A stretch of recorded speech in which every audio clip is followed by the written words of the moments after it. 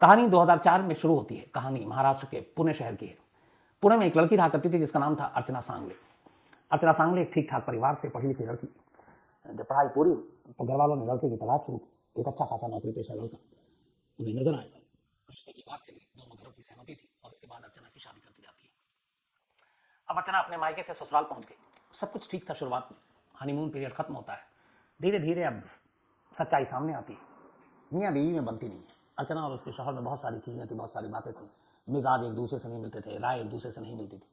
तो शुरुआती नोक झोंक फिर बहस में बदली, बहस झगड़े में तब्दील, और उसके बाद एक ही छत के नीचे रहने के बावजूद दोनों लगभग अनजान से बने रहते। शादी को साल भर बीत गया। इन साल भर में ये रिश्ते में इतनी कड़वाहट आ गई कि पति पत्नी अब शायद एक दूसरे को देखना भी गवारा नहीं करते। शुरुआत में अर्चना को लगा कि सब कुछ ठीक होगा, लेकिन फिर उसे लगा कि शायद ये रिश्ता आगे नहीं बढ़ पाएगा। उसके पति का भी हाल यही था। तो साल सवा साल बीतने के बाद अर्चना ने फिर फैसला किया कि वो इस शादी से बाहर निकलेगी, अपने पति से अलग होगी और एक अपनी नई दुनिया बसाएगी, अपने तरीके से जिंदगी जिएगी। और इसी फैसले के साथ अर्चना अपने पति का घर छोड़ देती है। पति का घर छोड़ने के बाद कुछ दिन मायके रहती है। फिर कहती है कि मैं कुछ काम करूंगी। शादी हो चुकी थी उसकी, अपने पैरों पर खड़ी होंगी, माँ बाप पे बोझ नहीं बनूंगी। और इसी सिलसिले में वो नौकरी ज्वाइन कर लेती है। अब नौकरी ज्वाइन करने के बाद वो आज़ाद थी, पति के साथ नहीं थी, सब कुछ ठीक चल रहा था। इसी दौरान में कहानी करवट लेती है। संतोष नाम का एक नौजवान अर्चना को नौकरी के दौरान मिलता है। धीरे धीरे दोनों करीब आते हैं, दोनों में दोस्ती होती है और फिर दोस्ती प्यार में बदल जाता है। संतोष एक एनजीओ चलाया करता था और साथ में जो सोशल वर्क किया करता था। तो ये बात 2005 दिसंबर की है। शादी को साल बीत चुके थे। अब धीरे धीरे मुलाकात के बाद अर्चना को लगता है कि संतोष उसके लिए बिल्कुल फिट है, सही है, इसी के साथ जिंदगी आगे बिताएंगे। अब दोनों वहीं पुणे में एक घर किराए पर ले लेते हैं और अब साथ में लिव इन में रहने लगते हैं। अर्चना की अपनी नौकरी भी ठीक चल रही थी, संतोष का भी अपना एनजीओ ठीक चल रहा था, सब कुछ ठीक था। धीरे धीरे रिश्ते में और मजबूती आती है। फिर दोनों तय करते हैं कि आगे जब एक साथ रहना है तो क्यों किराए के घर में अपना घर खरीद लेते हैं। इसके बाद पुणे के एक पॉश इलाके में दोनों मिलकर एक घर खरीदते हैं, एक अच्छा खासा महंगा घर। इस घर में खरीदने के लिए अर्चना के पैसे ज़्यादा लगे थे और संतोष के कम, लेकिन दोनों को साथ रहना था इसलिए उन्होंने कुछ कहा नहीं। अब धीरे धीरे वक्त बीता, घर खरीदा जा चुका, साल भर बीत गए। दिसंबर 2005 में यह घर खरीदा था। 4 नवंबर 2006, करीब करीब साथ रहते हुए साल भर हो चुके थे अब संतोष और अर्चना को। साल भर के बाद 4 नवंबर 2006 की तारीख आती है और एक रोज अचानक अर्चना गायब हो जाती है। संतोष ढूंढता है लेकिन कहीं मिलती नहीं अर्चना। वो उसे घर जाता है, घर पे भी नहीं मिलती। वो घर वालों को बताता है। संतोष के बारे में अर्चना के तमाम घर वाले जानते थे, लेकिन अर्चना का कोई सुराग नहीं मिला। तो संतोष और अर्चना के घर वाले जाकर पुलिस में मिसिंग की रिपोर्ट लिखा देते हैं। पुलिस केस दर्ज करती है, अर्चना की तलाश शुरू करती है। अब अर्चना कहाँ गई, क्या हो सकता है, इस बारे में जब घर वालों से पूछा गया तो घर वालों को लगा कि कहीं ना कहीं अर्चना का जो पहला शौहर, पहला पति, वो अर्चना की गुमशुदगी के पीछे हो सकता है। क्योंकि अर्चना अब अलग थी, खुश रह रही थी, अपने पैरों पर खड़ी हो चुकी थी, अच्छा खासा घर ले लिया था। ये बात उसके पति को शायद नागवार गुजरी और पति बदला लेना चाहता है। तो घर वालों ने ये सारी कहानी बताई। पुलिस को भी लगा कि हाँ, मोटिव तो है, पहला पति शायद गुस्से में होगा। एक तो वो छोड़ कर गई, उसके बाद वो खुशहाल जिंदगी जी रही है, उसको बर्दाश्त नहीं हुआ, इसलिए उसने उसको गायब कर दिया। पुलिस अर्चना के पति को उठा लेती है। उठाने के बाद अच्छी खासी खातिर करती है, पूछताछ करती है, उसके सारे कॉल डिटेल से लेकर सब चीज खंगालती है। पुलिस को पूरा शक यही था कि अर्चना की गुमशुदगी पे उसी का हाथ था। लेकिन उसका पति बार बार कहता है कि जब से अर्चना मेरी जिंदगी से गई मैंने कभी पलट कर देखा नहीं कि वो कहाँ है और मेरा उससे कोई वास्ता नहीं है। जितने पुलिस ने सबूत, गवाह, साइंटिफिक एविडेंस ढूंढे, उससे भी ऐसा लग रहा था कि उसका पति सच बोल रहा है। अब पुलिस के पास कोई सबूत नहीं कि उसके पति को यूं उठा के रखें और अर्चना कहाँ गायब है ये भी पता नहीं चल रहा है। इसी दौरान में एक रोज उसी नवंबर के महीने में मच्छिंदरगढ़ किले के पास एक महिला की लाश मिलती है पुणे में। कोई अनजान शख्स देखता है किले के पास एक लाश है, पुलिस को खबर देता है, पुलिस आती है, लाश को उठाकर ले जाती है, मोर्चरी में रख देती है। अब आसपास के इलाकों में ढूंढा जाता है, कोई मिसिंग हो तो पता चले, तो कोई महिला गायब है। इधर अर्चना अभी तक मिली नहीं थी, उसकी तलाश जारी थी। मच्छिंदरगढ़ किले में मिली एक महिला की लाश की खबर अब उस पुलिस स्टेशन तक पहुंचती है जो अर्चना को ढूंढ रही थी। जैसे ही बात पता चलती है, पुलिस वाले फौरन अर्चना के परिवार और संतोष को लेकर मुर्दा घर पहुंचते हैं, लाश को दिखाते हैं। लाश देखते ही अर्चना के घर वाले रोने लगते हैं और ये शिनाख्त करते हैं कि उन्हीं की बेटी अर्चना की लाश है। संतोष भी पहचान लेता है। तो अब तक जो अर्चना गुम थी, अब उसकी लाश मिली। केस अब 302 में तब्दील हो गया, 302 में। अब पुलिस उसी हिसाब से तफ्तीश करती है। पहले पति से लंबी पूछताछ हो चुकी, पुलिस ने उसे क्लीन चिट दे दी। तो अब सवाल यह है कि पति कातिल नहीं तो अर्चना का और कौन दुश्मन हो सकता है। घर वालों से पुलिस फिर पूछताछ करती है क्योंकि अब मामला संगीन हो चुका था, यह कत्ल का मामला हो चुका था। तो घर वालों को जब पुलिस बताती है कि उसके पहले पति ने कभी पलट कर देखा नहीं, जब से वो छोड़ कर गए, वो अपनी दुनिया में मस्त है और उसे कोई लेना देना नहीं था अर्चना से, और वो अर्चना की गुमशुदगी या कत्ल के पीछे नहीं हो सकता, तो फिर घर वालों को लगा कि अब क्या किया जाए, कौन हो सकता है। कुछ दिनों तक तो वो इधर उधर ढूंढते रहे, पता करते रहे। फिर एक रोज उन्होंने पुलिस में जाकर सीधे संतोष पर ही शक जता दिया। उन्होंने कहा कि अगर अर्चना का पति कातिल नहीं है तो फिर ये जो उसका दूसरा प्रेमी है जिसके साथ वो लिव इन में रह रही है, बहुत मुमकिन है कि उसी ने कत्ल किया है, लेकिन कोई ठोस कारण वजह नहीं थी। लेकिन और उनके पास कोई दूसरा रास्ता भी नहीं था। उन्हें लग रहा था कि कोई और न उसकी दुश्मनी किसी से, न कोई और किसी को मतलब। अब जब संतोष का नाम आया तो फिर पुलिस ने संतोष को उठाया। अब संतोष की खातिर हुई, उससे लंबी पूछताछ हुई, लेकिन संतोष की भी सारे कॉल डिटेल, तमाम गवाह, सारी चीज़ें पूछी गई। उसने जो जो बयान दिए वो सब मैच कर गए और कोई ऐसी चीज़ पता ही नहीं चली जिससे ये लगे कि संतोष गुनहगार है। अर्चना के पहले पति की जो पूछताछ का नतीजा निकला, सेम वही अर्चना के प्रेमी संतोष की पूछताछ का नतीजा निकला। कोई ऐसा सबूत पुलिस के हाथ लगा नहीं जिससे साबित हो सके कि अर्चना के कत्ल के पीछे या तो उसके पति का हाथ है या फिर उसके प्रेमी का। बिना सबूत के आप ज़्यादा दिन तक हिरासत में भी नहीं रह सकते। तो बिना सबूत की वजह से पुलिस को आखिरकार पति की तरह ही अर्चना के प्रेमी को भी छोड़ना पड़ा। अब वो निकल गया। अब धीरे धीरे वक्त बीता, पुलिस तफ्तीश करती रही, कोई सुराग, कोई गवाह, कोई क्लू हाथ नहीं आ रहा। अर्चना के कत्ल को महीनों, अब साल बीतते जा रहे हैं, लेकिन पुलिस के हाथ कोई सबूत नहीं लगा। करीब करीब 6 साल बीत गया। 6 साल के बाद 2012 आ गया साल। 2012 आने के बाद इस दौरान में पुलिस जब भी कभी रिव्यू मीटिंग होती, मंथली मीटिंग होती, तो पुराने केस में हर स्टेट, हर शहर में ऐसा होता है कि अच्छा कुछ ऐसे केस जो अनसॉल्व हो, उनका स्टेटस क्या है, तो उस पर मीटिंग होती है। तो जब भी इस तरह की मीटिंग होती तो ये अर्चना का भी केस सामने आता कि अब तक सुलझा नहीं है, तो उस पर स्टेटस रिपोर्ट मांगा जाता।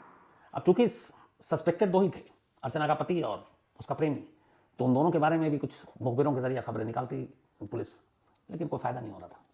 लेकिन इसी दौरान एक चीज़ हुई। 2012 में अचानक पुलिस को पता चला कि जो घर अर्चना ने अपने प्रेमी संतोष के साथ मिलकर पुणे के एक पॉश इलाके में खरीदी थी वो घर 2 लोगों के नाम पर थी, अर्चना और संतोष, यानी ये ज्वाइंट ओनर थे। अब इस घर को संतोष नहीं बेच सकता था जब तक कि अर्चना अगर जिंदा होती तो सहमति से। अब वो है नहीं, तो बहुत सारी कानूनी चीज़ें, हालांकि वो रास्ता निकल सकता था कि अर्चना मर चुकी है तो फिर एक मुर्दा साइन करने तो आएगा नहीं, लेकिन उसके कानूनी रास्ते होते हैं। लेकिन हुआ यहाँ ये कि मुखबिरों के जरिए पुलिस इस केस में तो लगी हुई थी।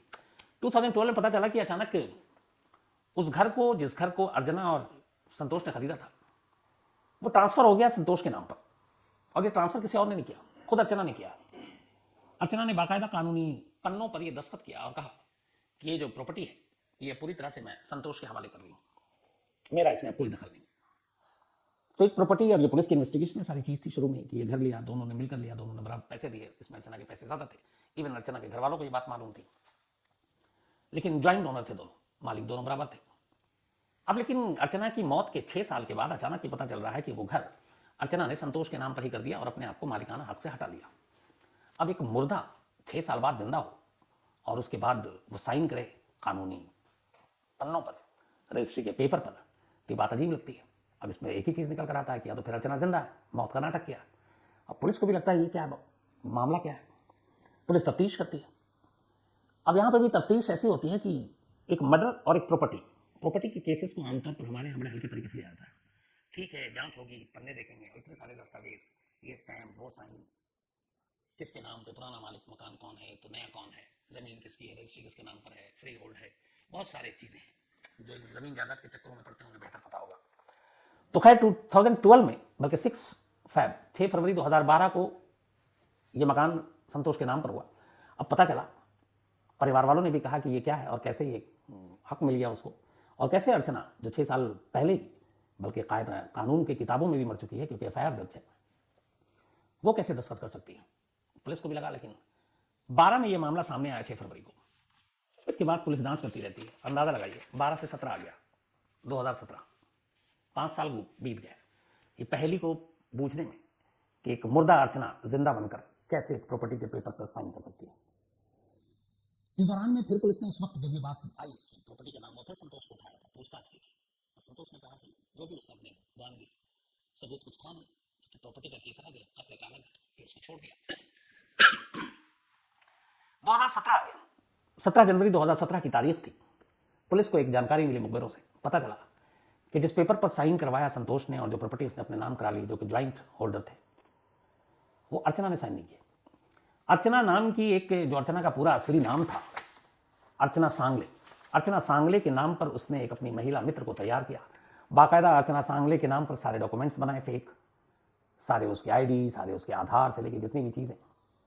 और इसके बाद जब ये थोड़ा सा मामला ठंडा हुआ, उसने फिर वकील पकड़े और जाकर रजिस्ट्रार ऑफिस में जो महिला थी अर्चना सांगले, उसको खड़ा किया और उसी की मौजूदगी में ये बताया कि यही अर्चना है जो प्रॉपर्टी के हम दोनों बराबर के पार्टनर हैं, और फिर साइन वाइन करा लिया। अब उससे इसको ये फायदा था कि अब ये मकान उसके नाम पर हो गया। तो ये जो फेक अर्चना, एक फर्जी अर्चना की जब कहानी पुलिस को पता चली, इसी के बाद 17 जनवरी 2017 को पुलिस संतोष को गिरफ्तार करती है। गिरफ्तार तो करती है एक फर्जीवाड़े के केस में, लेकिन पुलिस को मालूम था कि इस फर्जीवाड़े का केस कहीं ना कहीं जाकर किसी और मोड़ पर मिलेगा, और वही हुआ। फर्जीवाड़ा का केस था, इस बार पुलिस के पास कम से कम एक हल्की ही धारा में पुख्ता केस संतोष के खिलाफ था। पुलिस ने उसे गिरफ्तार किया और फर्जीवाड़ा के केस से होते होते अब अर्चना के कत्ल के केस पर आ गई। इस बार उससे अच्छी खातिरदारी की गई और फिर उससे लंबी पूछताछ हुई, और आखिरकार 10 साल के बाद अर्चना की मौत के, बल्कि लगभग 11 साल होने वाले थे, संतोष ने पहली बार सच बोला। उसने कहा कि जब 2006 में, बल्कि 5 में ही वो दोनों मिले, फिर दोनों लिव इन में रहने लगे, दोनों ने तय किया कि वो आगे की जिंदगी साथ काटेंगे। फिर उन्होंने कहा कि हम किराए पे घर पे क्यों रहें, तो पॉश एरिया में एक पुणे के घर लिया, उसमें हिस्सेदारी ज़्यादा थी अर्चना की। घर लेने के बाद दोनों रहने लगे, लगभग साल भर साथ रहे। इस दौरान में अब संतोष को ये लगा कि इलाके में प्रॉपर्टी की कीमत बढ़ रही है, तो इस मकान को बेच देते हैं और कहीं चलते हैं। अर्चना इस बात के खिलाफ थी, वो चाहती थी कि नहीं, बहुत मुश्किल से घर लिया, यहीं रहेंगे, ये अच्छा इलाका है।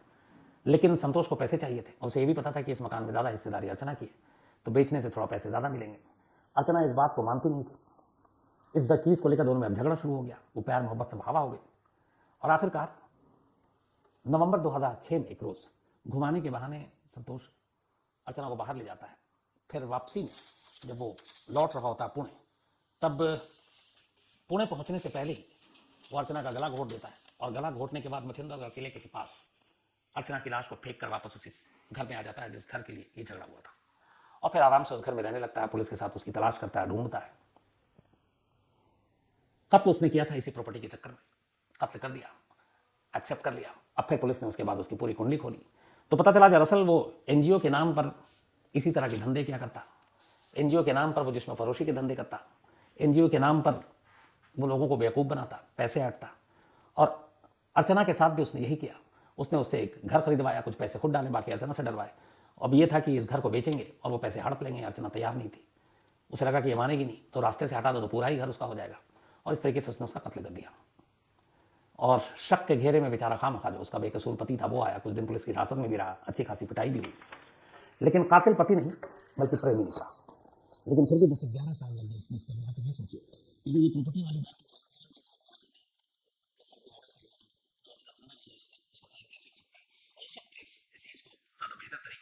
करती तो शायद 2007 में ही ये केस खुल जाता, लेकिन 10 साल और लगा दिया पुलिस ने। ऐसे बहुत सारे केस हैं जिसमें बहुत वक्त लगा, जो वक्त से पहले खुल सकता था। खैर, कहानी में आज इतना ही।